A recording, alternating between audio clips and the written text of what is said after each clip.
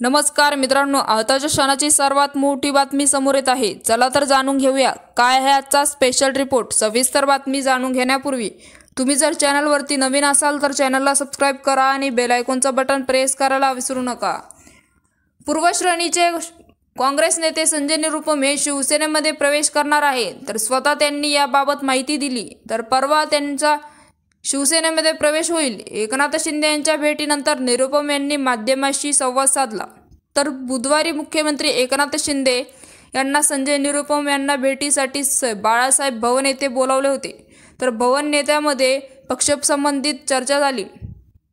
त्यानंतर संजय निरुपम यांनी पत्रकारांशी संवाद साधला। तर संजय निरुपम म्हणाले की बाळासाहेब भवन येथे मुख्यमंत्र्यांना बोलल्यानंतर त्यांना भेटायला आलो होतो, तर पुढे काय करायचे याच्यावर आमच्यामध्ये वृत्त चर्चा झाली आहे। तर परवा 3 ते 4 वाजता माझ्या शिवसेनेत प्रवेश होणार। बाकीची माहिती तुम्हाला पक्षाकडून समजेल। तर आमच्या भेटीमुळे पुढे काय कसं काम करायचं या संबंधित चर्चा झाली आहे। तर परवा सगळ्या सहकाऱ्यांसह शिवसेनेत प्रवेश करणार आहे। तर पक्षाच्या सगळ्या उमेदवारांचे मी प्रचार करण्यास आणि 30 वर्षांनंतर मी पुन्हा माझ्या पक्षात येणार, याचा मला खूप आनंद वाटत आहे, असे निरुपम म्हणाले।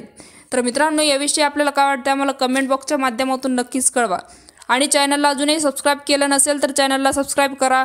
तुर्तास धन्यवाद। जय महाराष्ट्र।